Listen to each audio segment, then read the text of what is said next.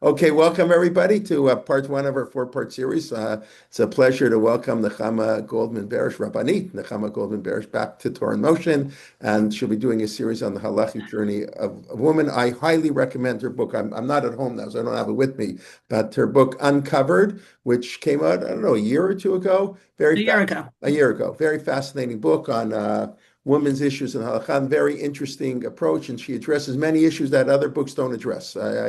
We spoke about that. It's a very fascinating book. She's a yoetzet halakha, and she teaches at Pardes and Matan, and I'm sure, and Amudim, and I don't know what else I'm missing out, but she's teaching Torah in the land of Israel. And as you heard, grew up in Allentown, Pennsylvania, has been living in Israel for over 30 years, and she doesn't know what snow is like anymore. She can't understand when we say that it's -5 today in Toronto, how beautifully warm it is today. Because it really, when you have -20, when it gets to -5 is warm. Anyways, Rabbanit Nechama, we're looking forward today. Mitzvot Shezman Bavakasha. And I'm glad you're getting your cameras on. That's nice. I know she appreciates. We all appreciate it. And Bavakasha, it's all yours. Absolutely. It's very nice if you can turn on your cameras. I know it's the middle of the day. People might be involved in doing things while they're listening, but if you can, obviously it creates a greater sense of community. Hi, everyone. I also teach at Midreshet Torah Va'avodah. I want to give a plug. It's a seminary, the B'nai Akiva Seminary, and that's where I spend half my week. And we have girls from Toronto, of course, as you know, and I have some of your students, Jay. Okay, so we're going to be diving in. This is really the first of a four-part series. They are all topics that are more fully addressed in the book that I wrote. They come out of many, many years of study. I started my journey of studying Torah, of course, at home, my parents, but more seriously when I spent a year in Israel at Mechlala, and then I went on to Stern College, and I became very interested in Gemara. I wanted to understand. I wanted to learn. I wanted to do what the boys did, a little bit Masha Loli Shema, Bali Shema, right? I did it to like Dafka, show that I could learn Gemara. But somewhere along the way, I really fell in love with it. And largely, I was drawn to the texts, the stories, the sources that were about women. And I wanted to add a woman's voice to texts that had really been studied by men, but about women. And so that ended up very much influencing my own voice and the way I read and the way I interpret. And I'm hoping tonight to really, you know, give you new ways of looking at some of the traditional ways we do things. I'm not coming to Paskin Halacha. At the end, you yourselves may decide, well, that was really interesting. I didn't know that. But I do think it's important to have a broader understanding of what women's exemption from mitzvot means, and that there's actually a lot of misunderstanding of what women are exempted from and why. And so we're going to, for the first part of the class, we're going to learn a little Talmud, and I promise I'll break it down. It'll go down easy, so to speak. I'll make it very clear, but I think the Talmud discussion is an interesting one and worthy of giving some attention to. And I would say the second half of the class is going to look at what happens from the 1200s, right? So 800, 900 years ago onward, where Rishonim, where that first, generation of commentary after the Gaonic period, look for they're commenting on the Talmud and they want to understand why. And they give over 800 years different reasons. And that's the second half where we'll talk about how do exemptions turn into particular meanings that are not actually written in the original text. So we're going to do all that. We have a little less than an hour at this point. I try to be good with time, and you can certainly write things in the chat. I'll try occasionally to pause, but largely I'll leave some time at the end for questions and comments. I'm going to share my screen because I think it's a little easier for me to be looking on while you're looking on. So just give me a moment to call it up. And we're going to get started with the first source.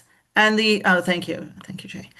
For those who want to, I know different people like to look differently. So, positive time-caused mitzvot, rethinking women's exemption. And one more word of introduction. Often I go to college campuses and I give this lecture. And one of the things, and I'm actually going to stop sharing because I want to see your faces, because I see the age of the people, wide range from older to younger and younger to older. How many of the women on this screen, and if you can just raise your hand, went to college? Curious, how many women on the screen? I have to now go and look in the other. Please keep your, oh, you don't, many of you don't have your cameras on, but from the first screen where the cameras are on, it's everybody. Can I ask how many of your mothers went to college? If any of you had mothers, large showing. And I'll give my age right now. It's important. I'm 56 years old. I have a grandmother who was born in 1909 who passed away at 106 not that long ago, but she graduated eighth grade and then did her equivalency exam later on. My other grandmother, who was born in the late 1920s, went through high school, and my mother went to college, and I have a master's degree, and my sister's a doctor, and my sister-in-law is an orthodontist, and another sister has a master's in physical therapy, right? We see, right, in the last 100 years, an incredible increase in women's education, educational opportunities, professional opportunities that have reshaped the way we incorporate or think of women in society. Really, 100 years. It's not a long period of time, and a lot happened. And so what I often ask my young students is, where does gender really matter in your lives in terms of professions and in terms of the breakdown of household chores? It used to be very clear that women did this and men did that. But if you have two doctors, like my sister and her husband, you can no longer use the formula of this is automatically a woman's job, this is a man's job. It's much more based on scheduling, whose schedule allows flexibility here and there. And of course, there are definitely women who choose jobs that give them more time at home with the children. Understandably, there are men who might choose jobs that have more flexibility as well because they want more time with their children. Less common, but not unheard of. And so it matters in terms of biology. It matters in terms of what we're hoping to build when we create family units. But in terms of opportunity, or our ability to think of women as intellectually equal to men. Again, maybe more in the math and hard sciences with one, and the other goes into more of the softer professions. We can lots of studies done on gender, but largely it doesn't really matter, and certainly not to the young people today. Going to college and into the. I love the chats. People should read them. I love that you're telling your stories. So I'm now going to really officially start. And the reason I started with that introduction was to remind everyone that we're going back 2,000 years. And 2,000 years ago, men and women's societal roles were drastically different. They were much more crafted around a woman's role is in the home, the wife, the mother, the children, and so on. A man went out to work. Women, by the way, worked as well. We should not think that it's only in the 1970s women wanted to work. The Talmud is filled of expectation that a woman will earn money and contribute to the household expenses unless she's childbearing, right? Then she gets some time off. But nonetheless, there is a preferencing for men in society, and women have a less of a role in society, leadership, authority, and so on. And women are less educated. Okay. And as a result, what we're about to read and learn has to be understood against the background of the time in which the texts are being taught, and then we can talk about how they get passed on. Okay, I'm now going back to my source sheet. We have a Mishnah. Now, something to note about this Mishnah is there's no authorship. If you've learned Mishnah, you know often, not always, but often Mishnahs are authored by different Tanaim, different early sages of the Talmud, of the Mishnah, of the Mishnaic period.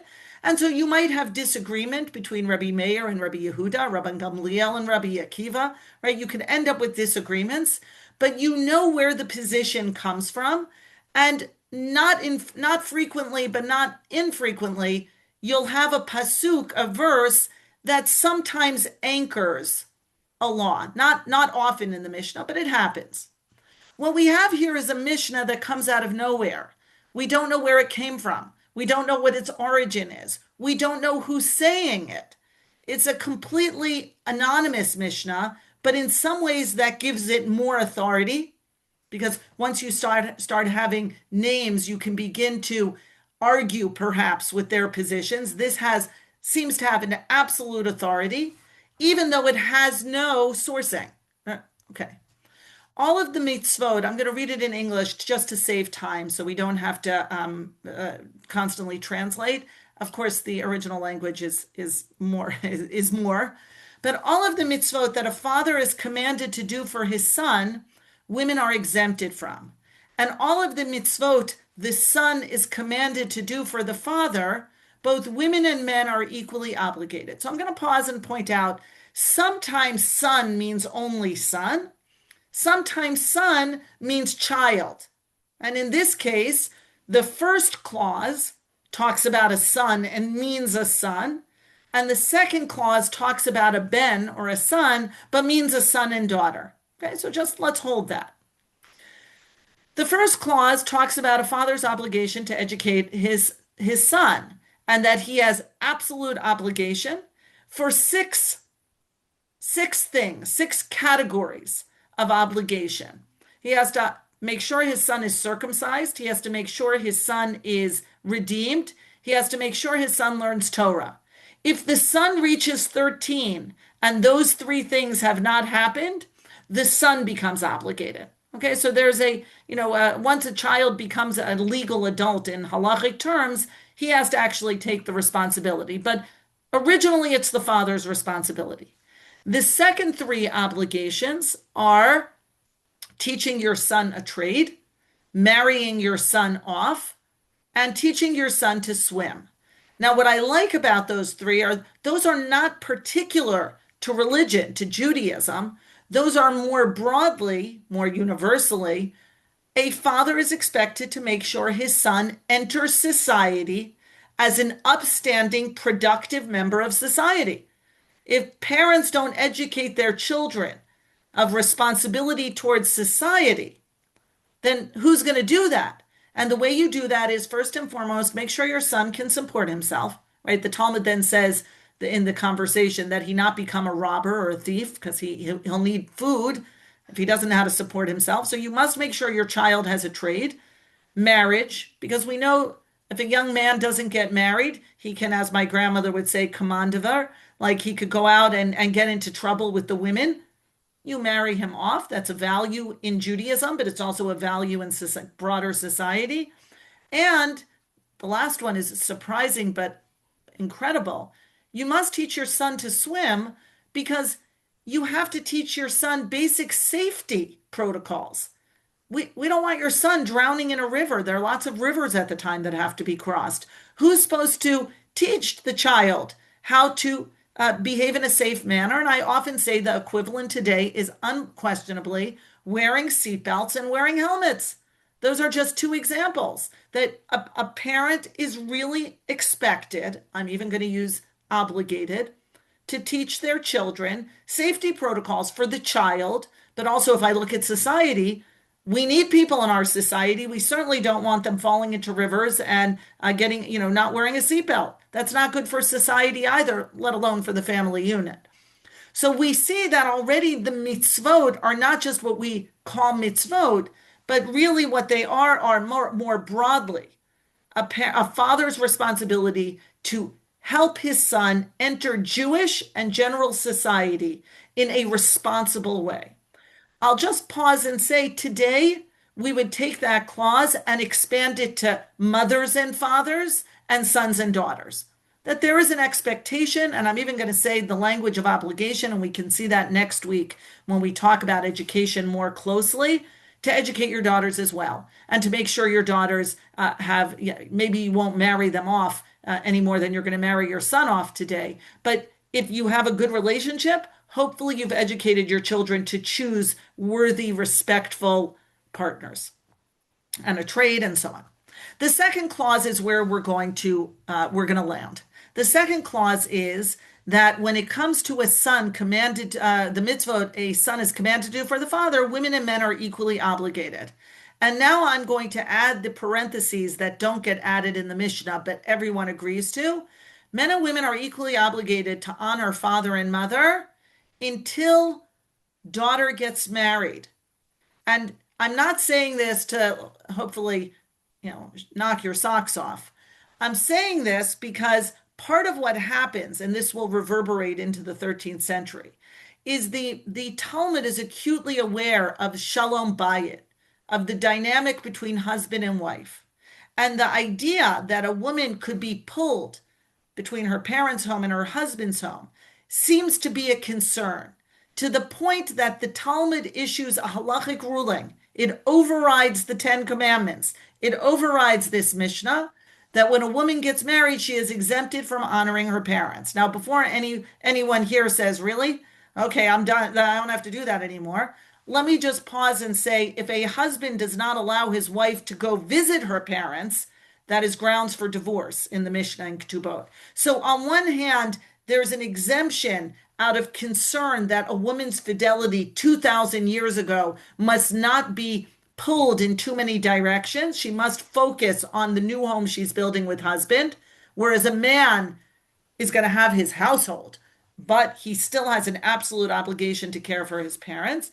The woman, it's understood, is in a more delicate situation, and the Jewish law reflects that, which is very interesting. In the 20th and 21st century, poskim have looked at modern marriages and recognized they don't function in the way they did 2,000 years ago. So as I'm not poskening halacha here, I'm sharing observationally that even a statement in the Mishnah becomes pulled apart a little bit when, or unravels, when we begin to look at the delicate family relationships between husbands and wives and parents and children. Okay, we're moving on to the next part. And all of the positive time-bound commandments, men are obligated and women are exempt. At which point I say, what are positive time-bound commandments and why are women exempted? No idea. The Mishnah, as we said, is atum. It's unknowable. It's unsourceable. I don't know where that came from. And I don't know what time-bound commandments are. Right? I have no idea. I've never heard this before. What are they? And then when it comes to all other commandments, women are obligated. When it comes to positive non-time bound, and when it comes to negative time and non-time bound. Okay, that's the Mishnah. We're going to move a little more quickly now because I want to gain some time.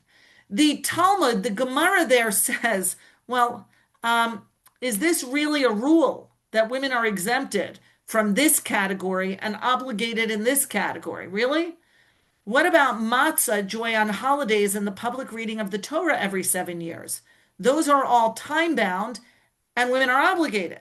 And what about learning Torah, procreation, and redeeming one's firstborn son? Those are all non-time-bound, and women are exempt.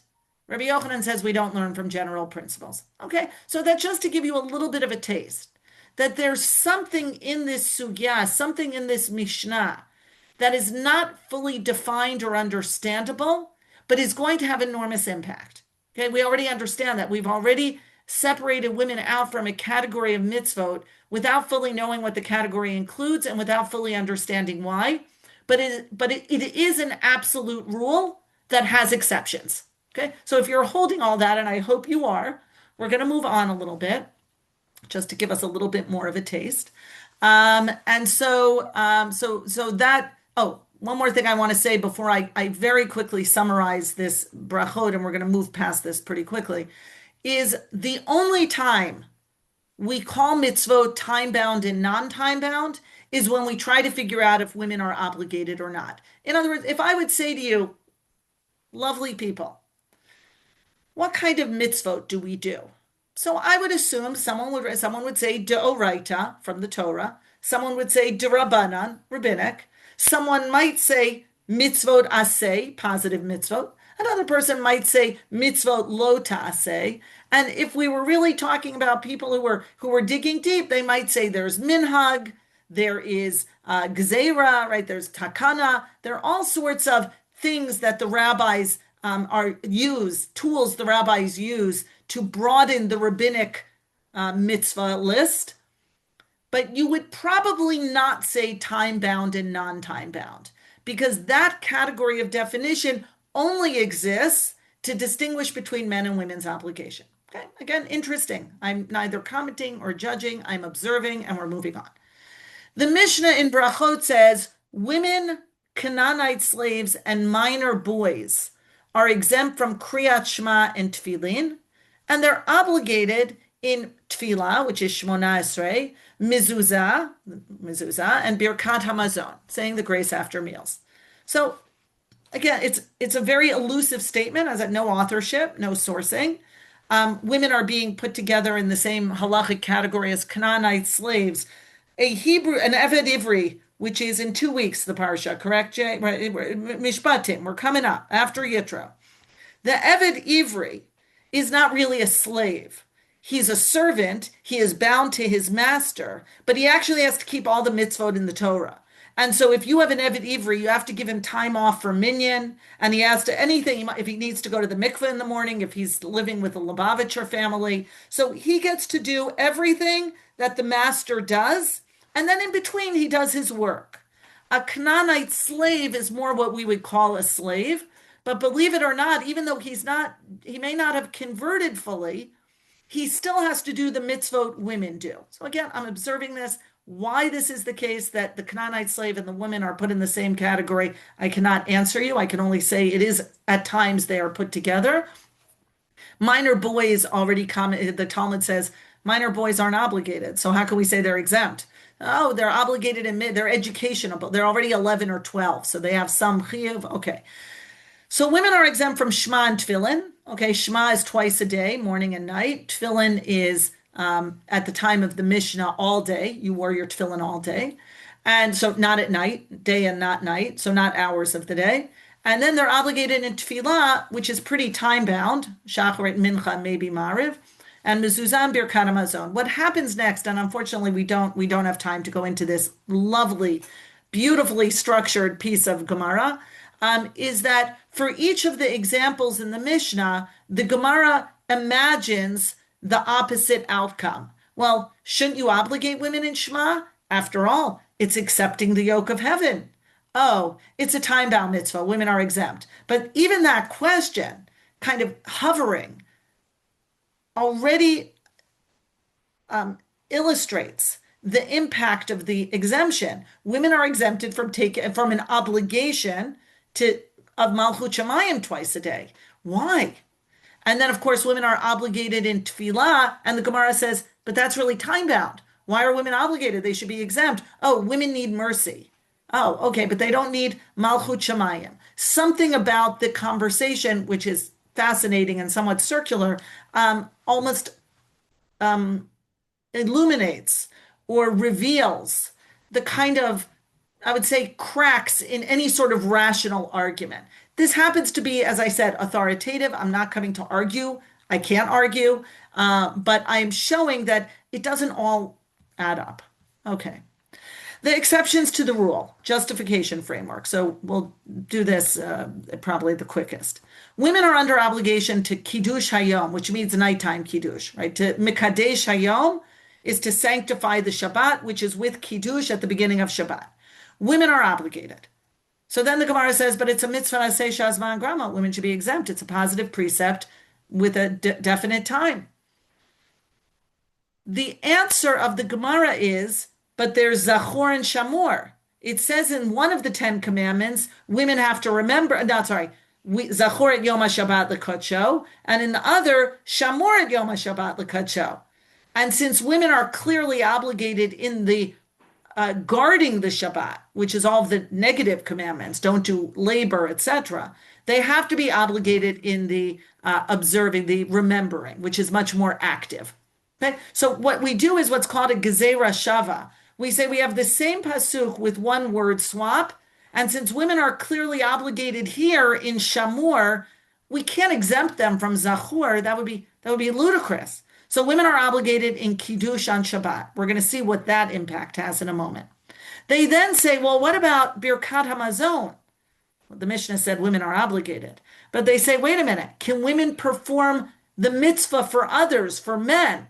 Another question that's now coming up. If women are obligated, are they really equally obligated? For Kiddush, undoubtedly yes. For Birkat Hamazon, we never resolve that question. Part of it, I might suggest, is this last line, a curse be on the man whose wife or children have to say grace for him. In other words, a woman could say Birkat Hamazon if her husband is illiterate, but cursed be the man whose wife has to say Birkat Hamazon. So now we're seeing a little bit of a tension, perhaps around literacy. Women are obligated in Birkat Hamazon, which requires literacy, but maybe not the same obligation as men. Maybe we should separate their obligations, and that way a woman cannot fulfill a man's obligation in grace after meals. The same logic is used with matzah, that a woman who is prohibited from eating chametz must be obligated in eating matzah. Again, it's another time-bound mitzvah, but women are obligated. A woman definitely lights Hanukkah candles. For Rabbi Yoshua ben Levi said, women are obligated in Hanukkah candles, for they too were involved in the miracle. Rabbi Yoshua ben Levi says, women are obligated in the 4 cups of wine, since they too were involved in the miracle. And Rabbi Yoshua ben Levi, we have him a third time, women are obligated in Megillah and all of the Purim mitzvot, since they too were involved in the miracle. I'm about to do a summary, so if you're getting a little lost, I'm going to bring you back. Don't worry, I have a nice chart. But what we're seeing is that authoritarian principle that seems so authoritative has many exceptions to the rule. The rule of thumb is if I can find a justification, I will re-obligate women. And if I can't find a justification, then the rule of thumb is women are exempted from time-bound mitzvot. That seems to be what happens. Alongside that, we have what the Gemara in Kiddushin was surprised about. Women are exempted from Torah study, from procreation. I'm sorry, I have to pause to say, I'm not sure what to do with a mitzvah that requires a man to have a child with a woman. Like, you need a womb to fulfill a man's mitzvah, but the woman doesn't have a mitzvah. The Gemara says, well, it endangers her life, to which I might say, but then he's doing her mitzvah. Like, his mitzvah is at her expense, but should she get some mitzvah points for that? So it's one of these things that, you can't quite reconcile. It does give women more option to not have as many children. That's true. She doesn't have the same quality of mitzvah, but it is a little bizarre, and I feel like the Gemara knows it. Rabbeinu Tam writes, since women were also included in the miracle of the man, they are obligated to partake of 3 Shabbat meals. Notice what Rabbeinu Tam is doing. He's taking the miracle platform that Rabbi Yoshua ben Levi introduced and says that's going to expand out for women to be obligated in all mitzvot on Shabbat. Okay, all mitzvot on Shabbat.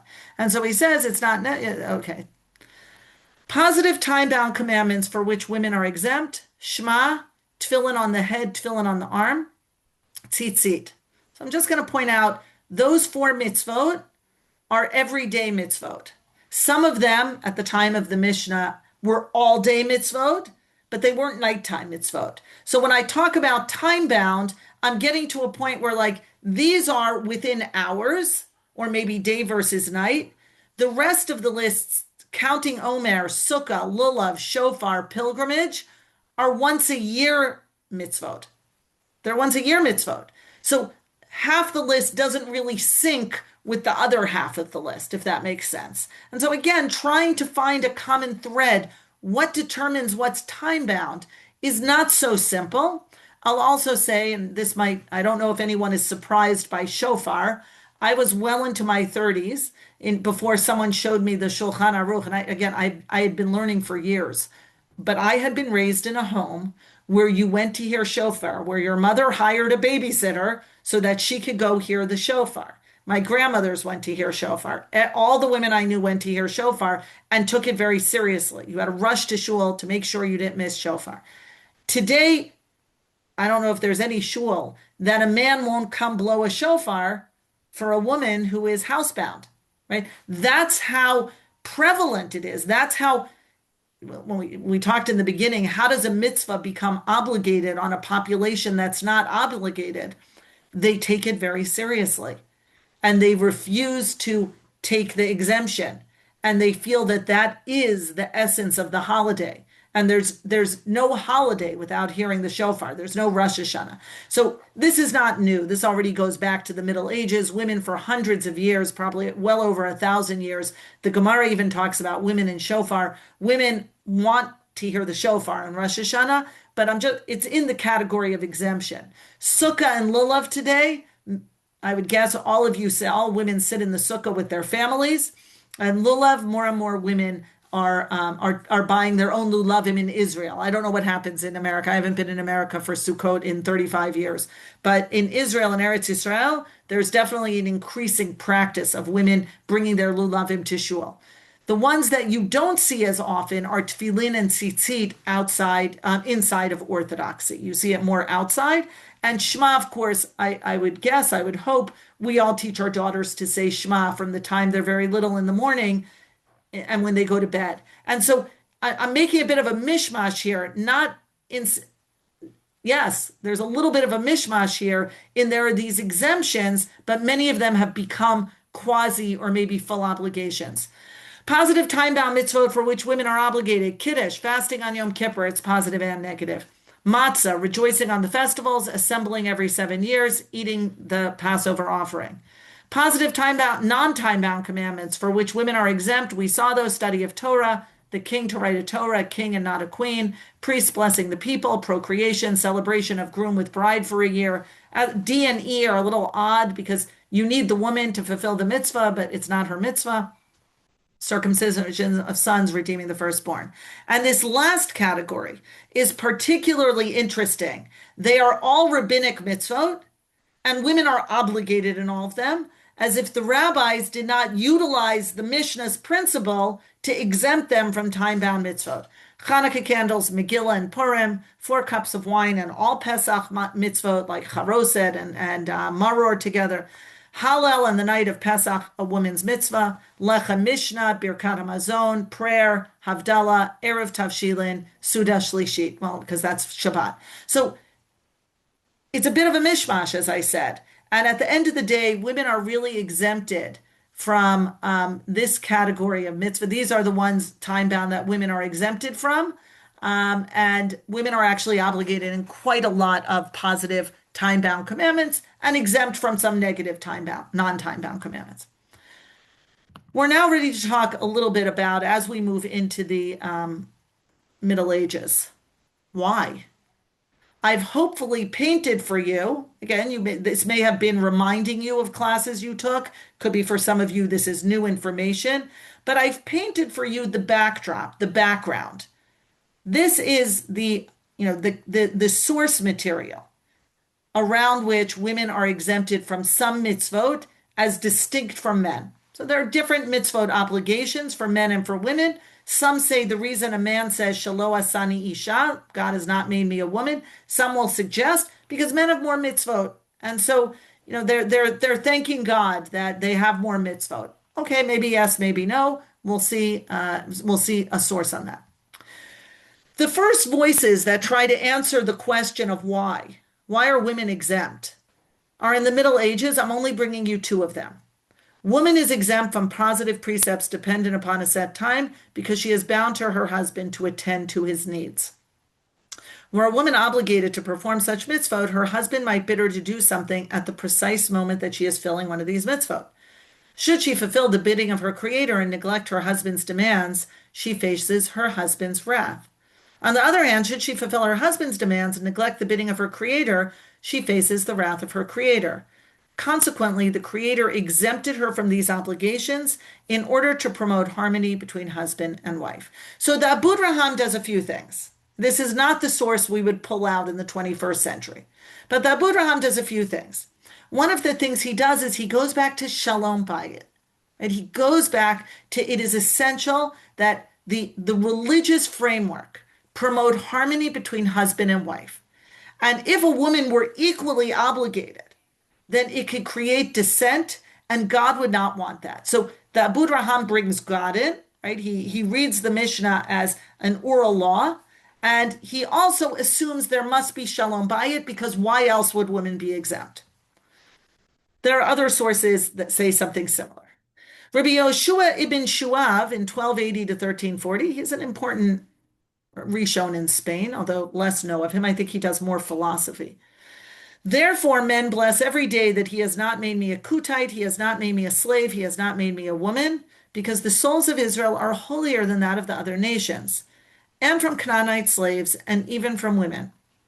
And even though women are relevant with regard to mitzvot, and they are from Israelite seed, their souls are not like the souls of men. And that is why a man says, God has not made me a woman, because a man has more spiritual reach. And I know what we're taught in the 20th century, but it's important to understand that the earlier answers are being given at a time where it is not unthinkable to suggest that men are holier or more spiritual than women. And that's why they have more mitzvot. It's a suggestion. And it reflects even the idea in the Gemara that if you have to, God forbid, never have to choose between saving the life of a man or a woman, but you would save a man because he has more mitzvot. That's a statement in the that's I'm not making that up.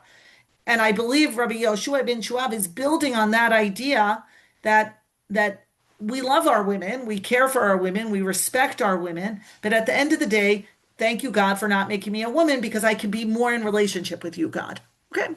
I will say the Maharal, already about 300 years later, changes that and says women are more spiritual than men, and uses the midrash that women did not sin at the Chet HaEgel with the golden calf, that women resisted the temptation because women took Naaseh v'Nishma more seriously. So already the flipping to women are more spiritual than men begins not long after Rabbi Yoshua ibn Shuav, but Rabbi Yoshua ibn Shuav is one of the earliest voices in trying to explain why women are exempt. Women are exempt, they have to care for their husbands. Women are exempt because they have less mitzvot, they're less spiritually capable, inclined, reach. Or Maharal, we already begin to see a shift. Women don't need as many mitzvot, they're more spiritual. Things begin to change in the 19th century. Rabbi Shimshon Raphael Hirsch sets up a school system for girls. We'll talk about that next week. And what he says here is that women are not in need of these precepts like the Maharal, because our women are imbued with a great love and a holy enthusiasm for their role in divine worship, exceeding that of men.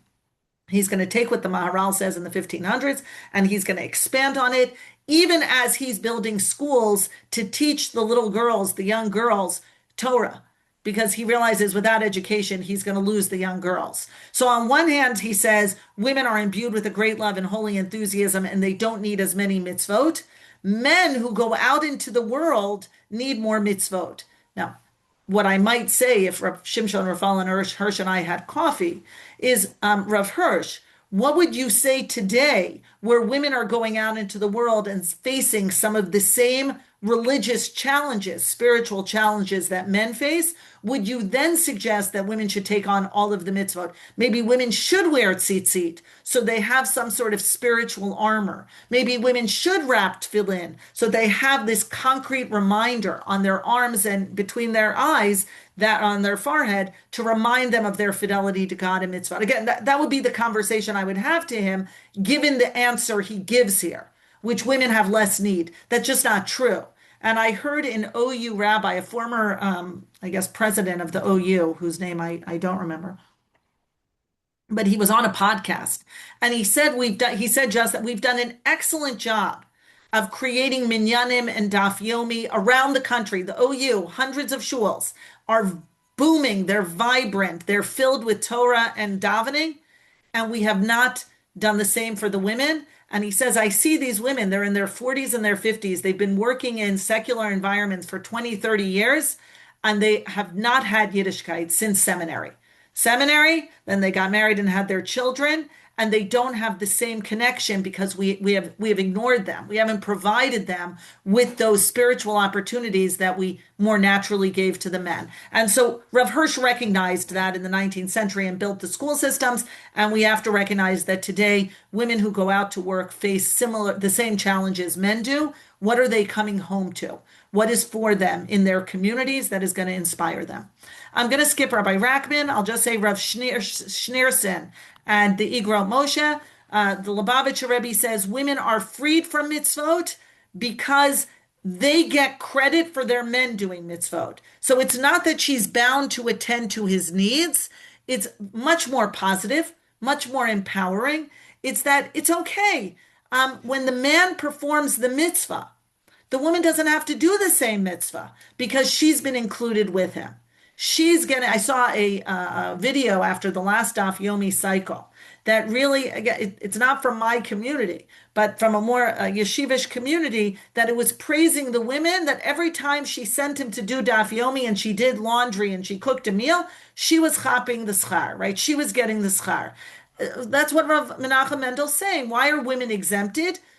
The men are doing the mitzvot. So if you're married, then you're also getting the reward. It doesn't, of course, address what do you do with a woman who never gets married, a woman who, whatever, all the other possibilities. But the assumption is that that a woman gains reward from the men doing the mitzvot she's exempted from, or even the mitzvot like kiddush that she's obligated in.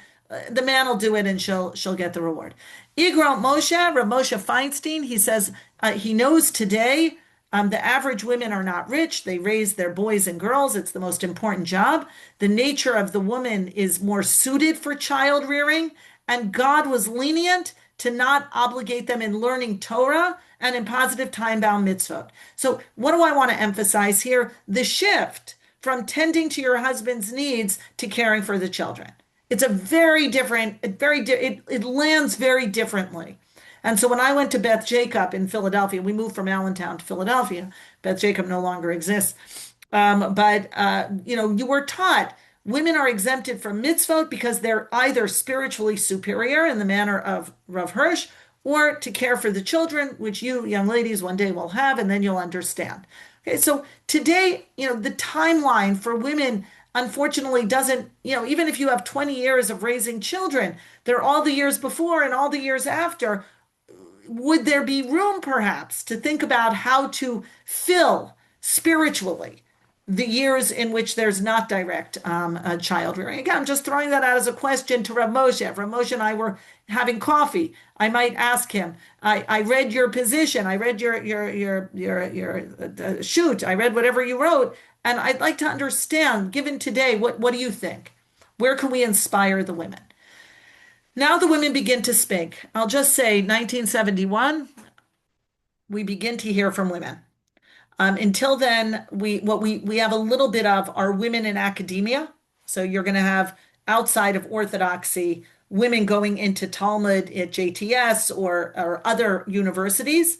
So they're learning Talmud, but they're not from within Orthodoxy. And so when there's critique, it's from outside the Orthodox framework. It's more of feminism, secular feminism, values, and so on. 1971, we have Rachel Adler. Rachel Adler is a Ba'alat Tshuva. She's going to go the full circle. She's going to come from the Reform movement, remain in Orthodoxy for many decades, and then go back to the Reform movement. One of the reasons she gives is around the woman piece, sadly. But what she writes here is, make no mistake, for centuries, the lot of the Jewish woman was better than that of her non-Jewish counterpart. She had rights which other women lacked until a century ago. Absolutely true. Absolutely true. Marital rape was considered rape in the Talmud, in Anglo-Saxon law, in American law. She's saying until a century ago. Until the 1990s, in certain states in America, you cannot prosecute a husband for raping his wife. I'm sorry to use such a difficult term, because it was his right and her duty. The Talmud never put, it's a man's duty and a woman's right, and she can go to the Beit Din with charges of assault. Absolutely not. Right? Other ways as well. Women are given food and clothing. If there's a divorce, they're given ketubah, or if the husband dies. Women do have a lot of rights. We get rid of polygamy in most of the Jewish world. But then she says very little has been done since then to ameliorate the position of Jewish women in observant society. It is both feasible and desirable for the community to begin educating women to take on positive time-bound mitzvot, from which they are now excused, in which case those mitzvot would eventually become incumbent upon women. She's the first one to say this, Jay, within Orthodoxy. There's Joel Roth in the conservative movement, who's actually a very right-wing conservative, much closer to Orthodox in practice, who says the same thing. If women take these upon themselves like they do shofar, then essentially the mitzvot will become incumbent. She doesn't address whether they could then fulfill men's obligations in these mitzvot. Rabbi Joel Roth did. He felt you could go that far. But Rachel Adler is the first woman who is Orthodox who critiques, who begins to say, I'm learning the sources, I'm reading the sources, I'm an intelligent, educated woman, and I'm not buying the apologetics that you're telling me that I'm more spiritual or that I can care for the children. I think women need more, not less, in order to feel connected. Again, not everyone's going to agree with her. And even today, women aren't going to agree with her. I'm just pointing out how we begin to hear from women and it sounds very different. Blue Greenberg, I'm only going to read a snippet. We who are committed to traditional Judaism are standing today at the crossroads on the question of women. Feminism disturbs our previous equilibrium, for it makes a fundamental claim about women, contrary to the model generated by Halakha. On the whole, this is my favorite line in the whole passage. I believe that a Jew has a better chance of living a worthwhile life if he or she lives a life according to Halakha. Therefore, I do not feel threatened when addressing the question of the new needs of women in Judaism, nor in admitting the limitations of halakha in this area.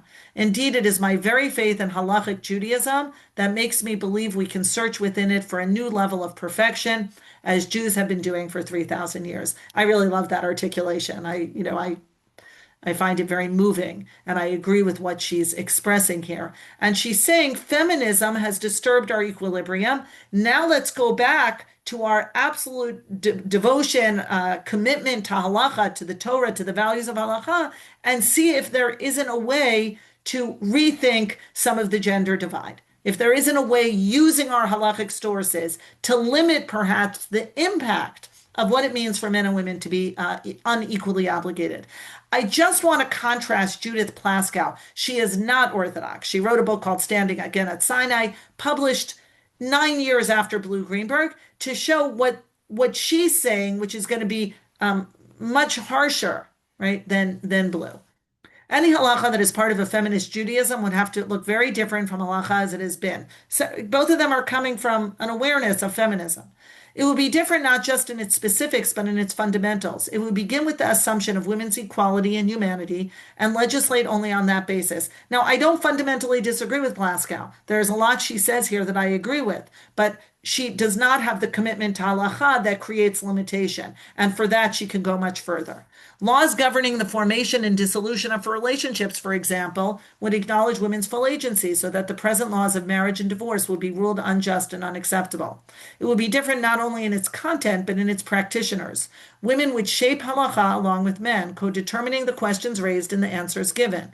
It would be open to continual transformation in the light of deeper understandings of justice. So I hope you recognize the similarity in Blue and in Judith and the difference. I will say she wants to fight for more equality in marriage and divorce, and the Greenbergs, both Blue and Rav Yitz, her husband, have spent decades really, really trying to unravel the very tight knot of aguna through halacha. And I don't disagree with Judith Plaskow's statement, women would shape halacha. I mean, maybe not shape halacha, but I have been privileged to live in a world in which I know that there are Rabbanim. I myself have at times worked with Rabbanim to discuss and discourse and Kamra. I'll just name Rav Bigman, and I have had conversations where I called to consult with him, and then he consulted with me, and has influenced the perception of halacha. So I think that is an interesting statement. Next week, when we talk about Torah scholarship and leadership, we'll look more closely at that. I want to end with Dr. Tamar Ross before summarizing. Dr. Tamar Ross writes her book in 2001. She really gets into a lot of what I would say unexpectedly to her. She ends up in a yeshiva university or an OU sponsored conference in New York, and she comes to present a very feminist critique, but from her perspective, a very legitimate critique, having learned a lot of the Talmudic and halachic sources of women in halachic Judaism, and no one is really prepared for it. And she gets heavily criticized, and then she writes her book. So I want to just read the bold and then the paragraph after. The net result is that women are at times classified in halachic literature together with other marginalized groups, such as slaves, children, imbeciles, androgynes, hermaphrodites, and the deaf-mute, either because they are excluded from certain mitzvot altogether or because they are merely exempt. And as further examples will demonstrate, men's greater religious obligations, whether or not they are actually fulfilled, confer other legal privileges. By the same token, women's lesser obligations disenfranchise them in many areas. As in the case of other classes situated in the hierarchical scale, difference in religious responsibility then serves as a rationale for women's diminished valuation. And so here I brought three women, all three of them within the Orthodox community, who are learned and who are beginning to question and critique, kind of the paradigm or the narrative, or the answers that have been given, the whys that have been articulated by men from the middle and then the early modern period. And it sounds very different. And the question is, where does that land?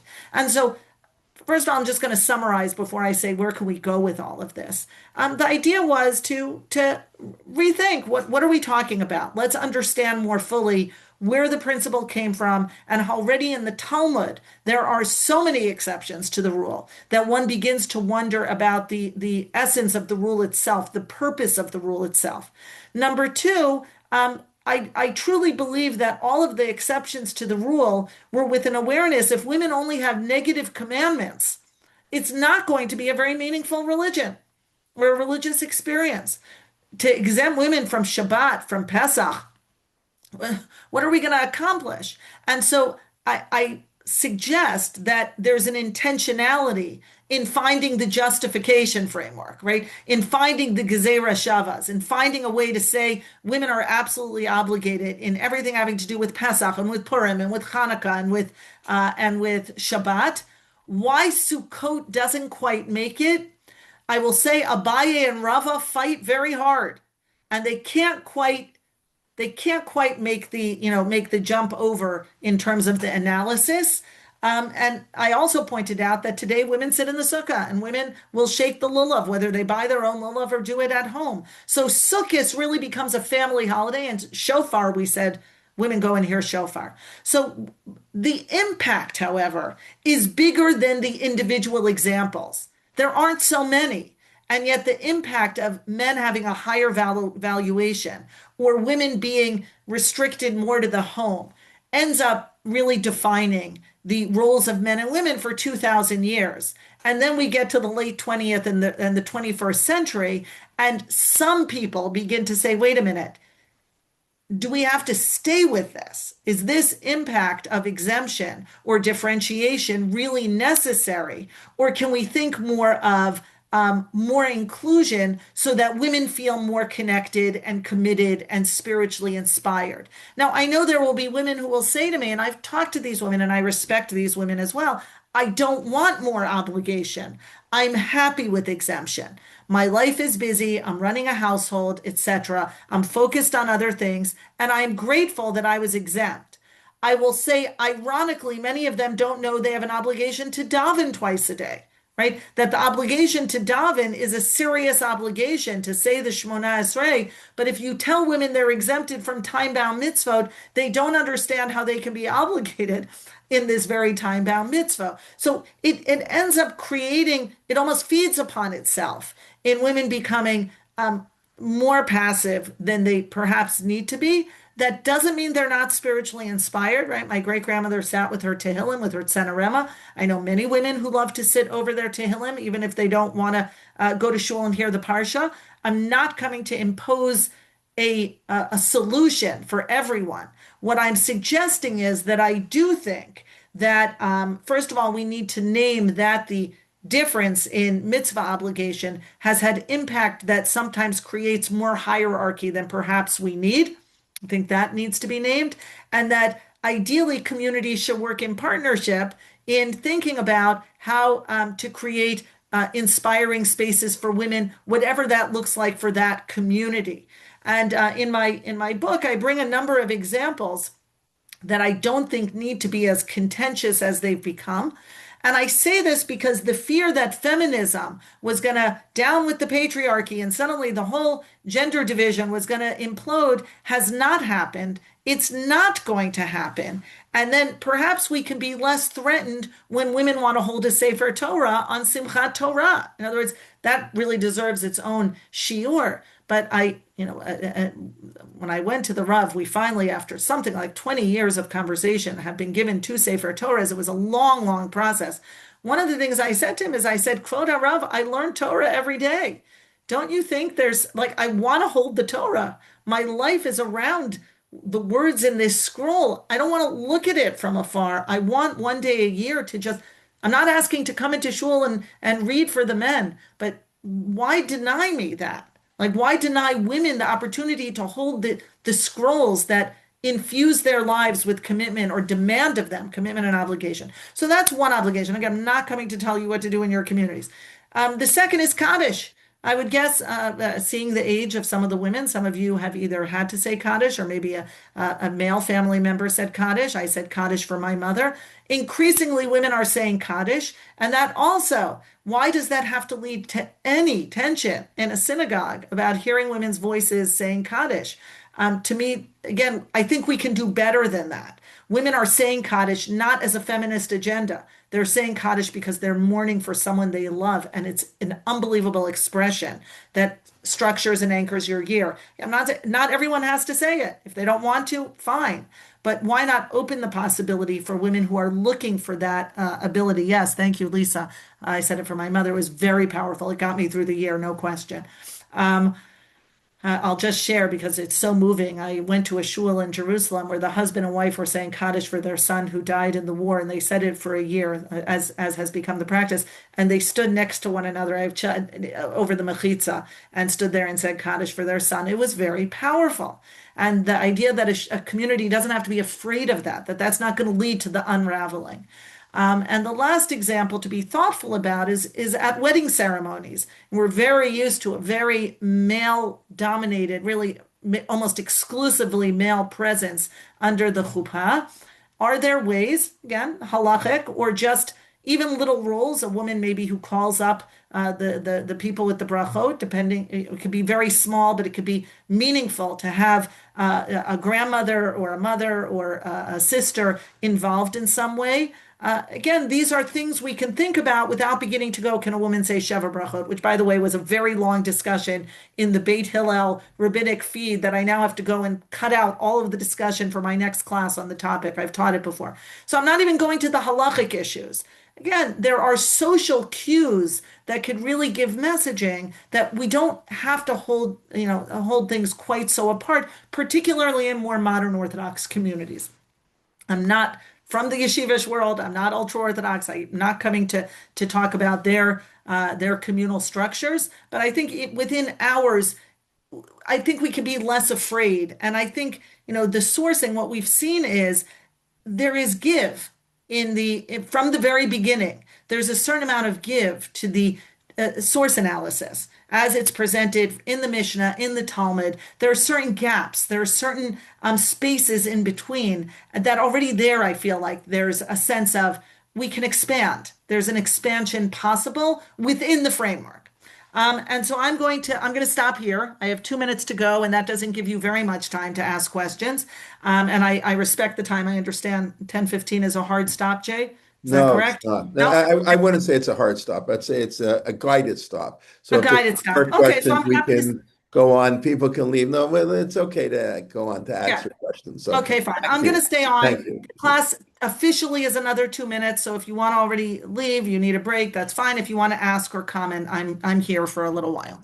So anyone want to unmute or ask something or comment All right. and hopefully you'll join me to the next on this journey. We're going to look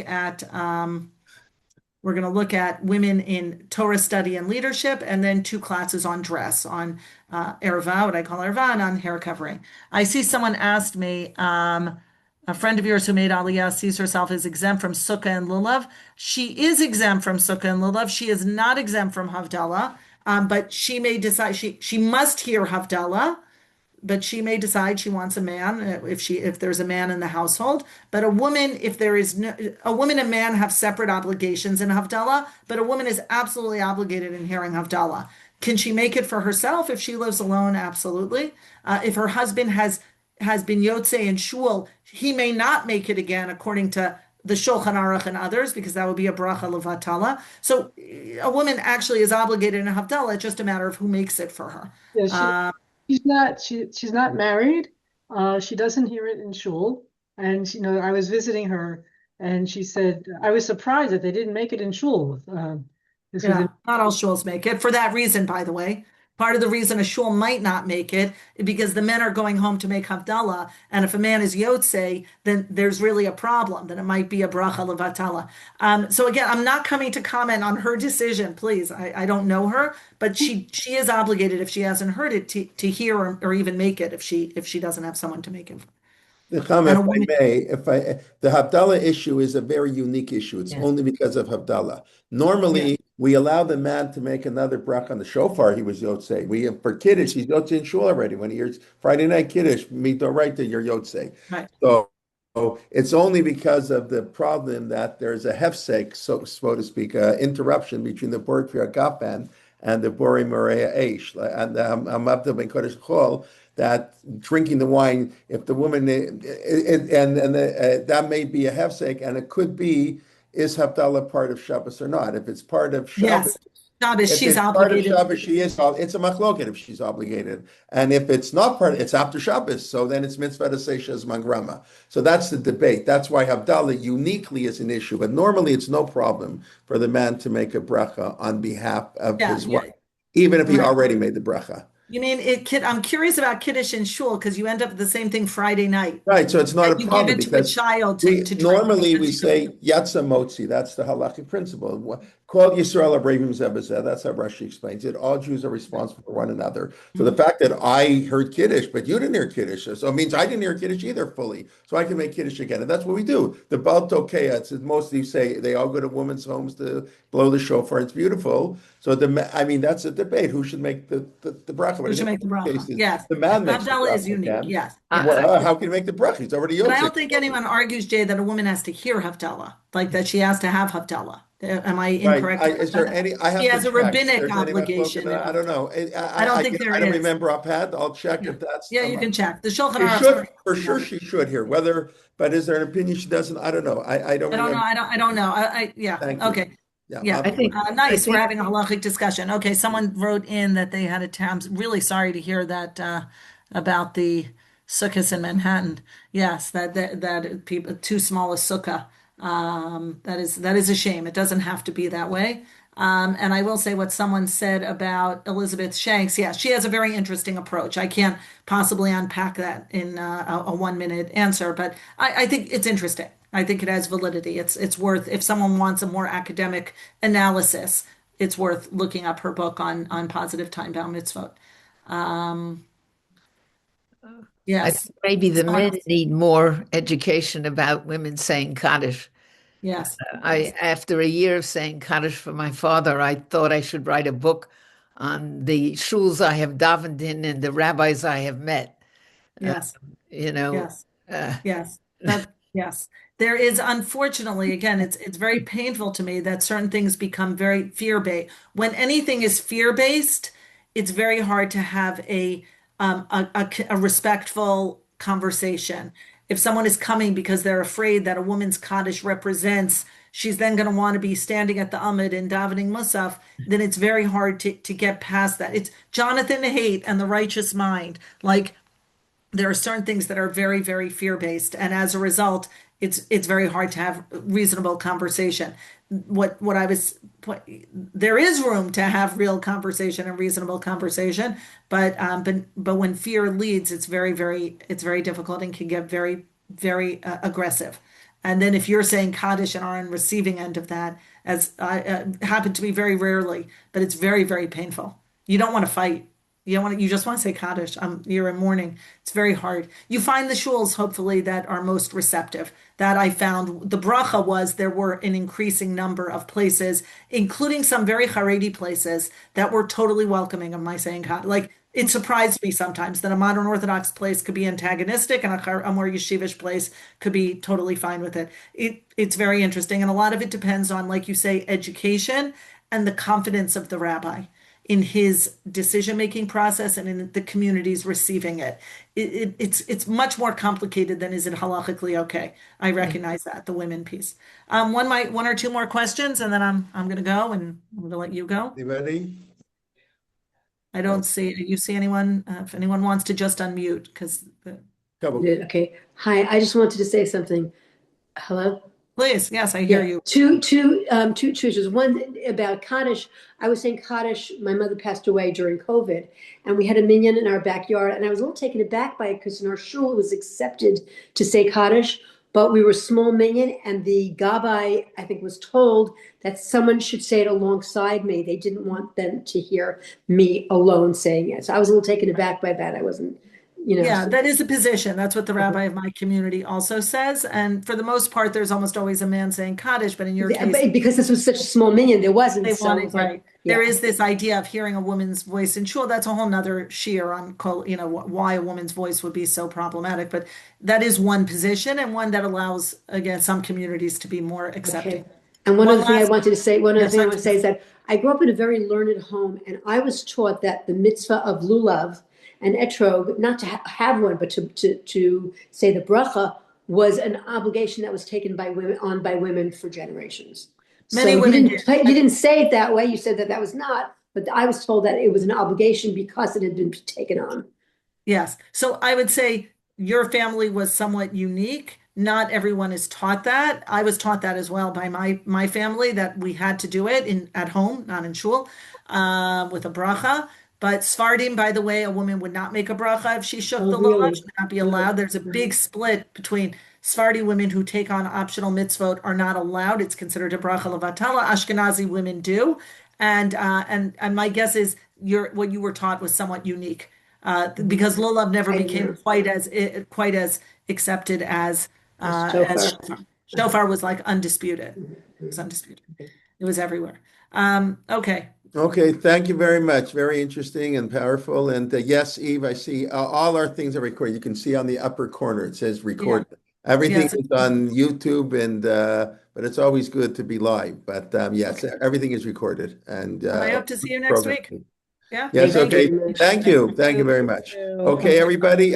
Mark Shapiro tonight, of course, continue. He just started a series on Rav Shimon Shkup, great rabbinic thinkers. I do want to mention, I should have mentioned in the beginning, I know people leaving electricity on Shabbat. Talk about another fascinating topic, very different, but Rav Nachum Rabbanit, who of course served as rabbi in Toronto before moving to England to be Jonathan Sachs's rabbi, and then becoming Rosh Yeshiva Malay Adumim, and taught at University of Toronto mathematics. He has a PhD in statistics, and of course wrote his fantastic commentary on the Rambam. Really one of the great gedolim of the, really one of the major poskim in the modern Orthodox world. Passed away during COVID.